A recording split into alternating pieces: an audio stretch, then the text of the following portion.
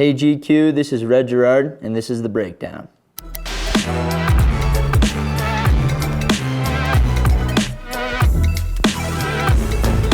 Agent Cody Banks.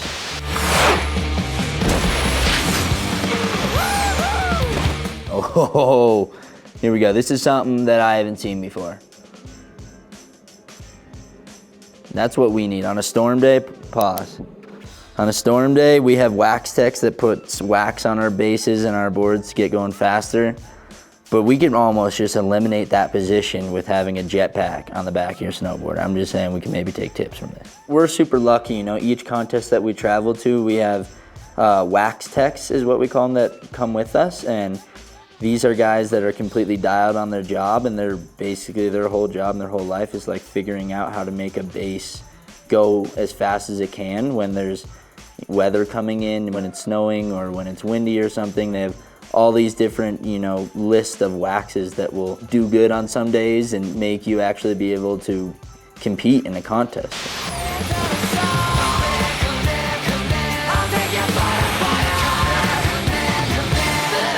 I think if you had a jetpack on your board, it might cause more problems than not having it. I think probably the weight would really throw you off in the air. That's probably why he went tail over nose, because it weighs so much. It's probably why he fell. I mean, it's a movie, so who knows. But if we were to actually have that in real life, probably cause some complications. I think your balance would be pretty messed up. It'd be like riding a skateboard that's electric and you just have no power, you know, and it just has a mind of its own. By the look of the scenery in this scene above tree line, that probably means that you're using a helicopter to access the snowboarding boss.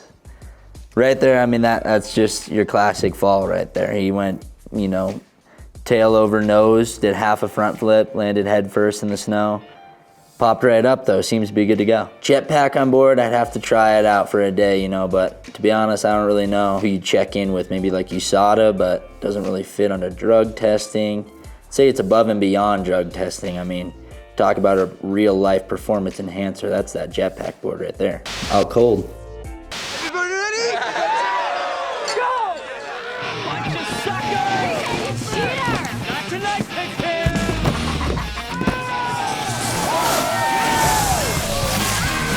Pause. Out Cold is the movie I grew up to. Every time I go snowboarding with my family, Out Cold is playing in my head. I mean, this is like a family tradition right here. The whole idea of the King of the Mountain is you fill up your glass with beer at the top, snowboard down the whole mountain at nighttime, and you basically try not to lose your beer the whole way down. It's honestly a great event. I mean, everyone's going skiing and snowboarding to have a good time. This is the definition of a good time. Problem, I guess, nowadays with that, it's so hard to find ski resorts and snowboard resorts that offer night riding. There's not really a whole ton of them out there, which the other hard part is that it's probably completely illegal to have an open container while snowboarding, but hey, I'm no cop, I'm with it, let's do it. Honestly, it can go down as one of my favorite movies. Hot Tub Time Machine. Yeah! This is a black diamond? Terrifying. That's all you got? I don't remember this. What do you think, boys? Tips down. Tips f***ing down right away. Let's ride. Black Diamond's what you would say the advanced riders would ride. It's gonna be the steepest hill with the most, you know, hazardous marks on the run, and that's where the Black Diamond comes from. I always say if you're snowboarding a black diamond or skiing a black diamond, you probably don't know, you know? You're never like, if you're actually on it, you're not like, I wonder if this is a black diamond or not, you know?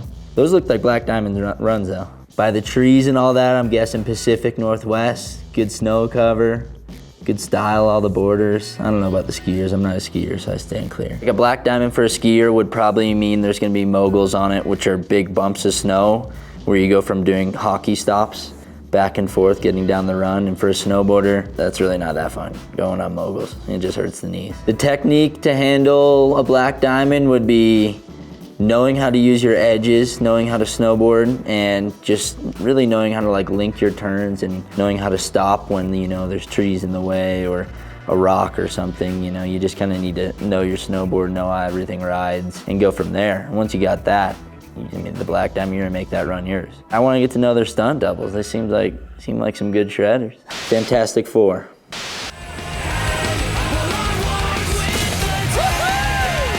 Right there, it's already real, right? And people jump out of helicopters all the time. Many names that are household names, Travis Rice, you know. This right here, I've never jumped out of a helicopter. On my bucket list, I would love to.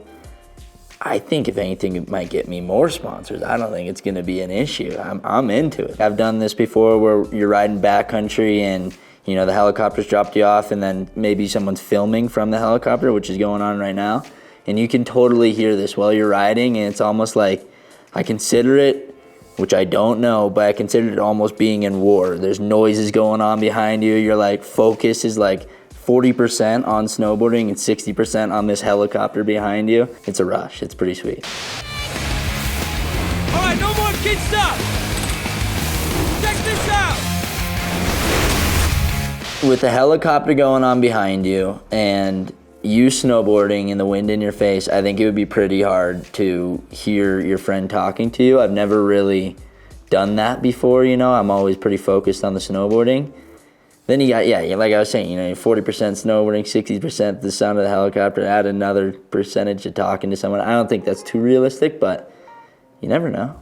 Is there skier and snowboarder beef? I would say yes. Some snowboarders don't like skiers. Some skiers sure don't like snowboarders. There's still a mountain or two out there that don't even allow snowboarders at the ski resort. Me personally, I'm down for both, you know. Sometimes I'll get annoyed with skiers, but I'm sure they get just as annoyed with me, so I'm with it, you know. Last holiday.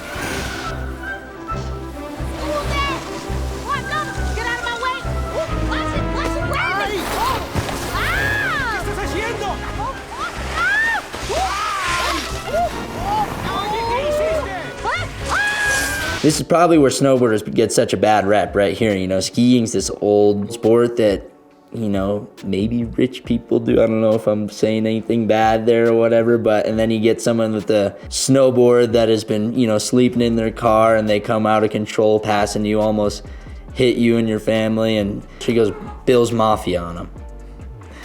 I've always wondered in movies, like, if they're actually shooting the snowboarding, or if it's green screened and all that, and there's like a couple scenes in there where you can tell there's no green screen. You're like, that was probably pretty scary to shoot. Like, that was probably kind of a gnarly scenario. I mean, there is a lot of aspects in there that do seem real, you know? Like, when you're first learning how to snowboard, you're just kind of like a snowman put into a board, and all you know how to do is like go straight. You don't really know how to use your edges. You're just kind of all over the place. The thing that would, you know, points out that, like, obviously it's not her first time is her airing over a snowcat, or her like riding up on the bar and jumping off of it onto a table, you know. Like, there's some out of control, and then there's just like, that's like planned out of control, you know. When you're first starting to snowboard, you're out of control, like trying to survive going down the mountain, but you can just tell in that movie, you know, like, that's just a pro snowboarder, a really talented snowboarder trying to act this scenario where he's a beginner, and he hasn't been a beginner in like 5 years, and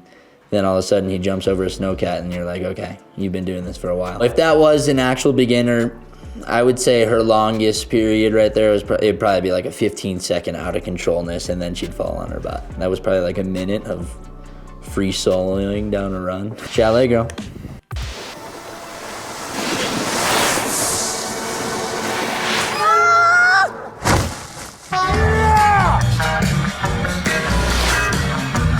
That's an airbag. That's really big right now in snowboarding. Like, you know, we're reaching this point in snowboard slopestyle competitions where tricks are getting so big where they're too dangerous just to try on snow. You know, you take a pretty big possibility of getting hurt, and these airbags have been coming into play the last 5 years. They've been really coming into snowboarding because it's the safe way to learn a trick. It's like jumping into a foam pit or jumping into pillows stacked up. You know, you can't really get hurt on it, and it takes away that danger aspect of snowboarding quite a bit. And, you know, you can do a lot of reps on this and do your trick over and over and over until you feel good to go to the snow. It looks like there's some après scene going on here.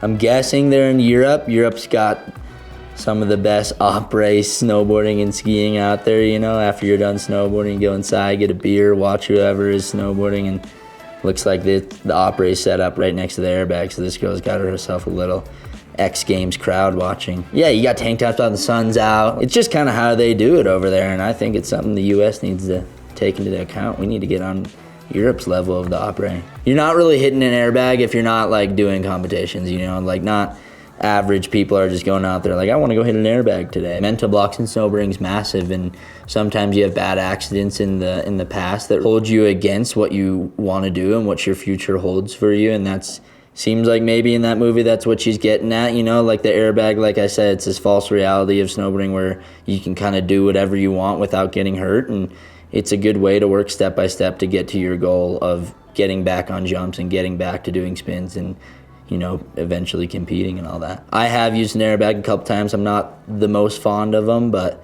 you know, nowadays with where the sport's going, you kind of got to. But with that, there's also some like weird, you know, some people aren't about them at all, because it does get people to this point where like maybe you're not ready to do the trick, but you hit the airbag and you've done it so much that now you're doing this trick, but you forgot a lot of fundamentals in the process. But I mean, that's bigger picture stuff in snowboarding. We don't need to talk about it, but yeah, I mean, the conversation between airbags it's a funny one to have.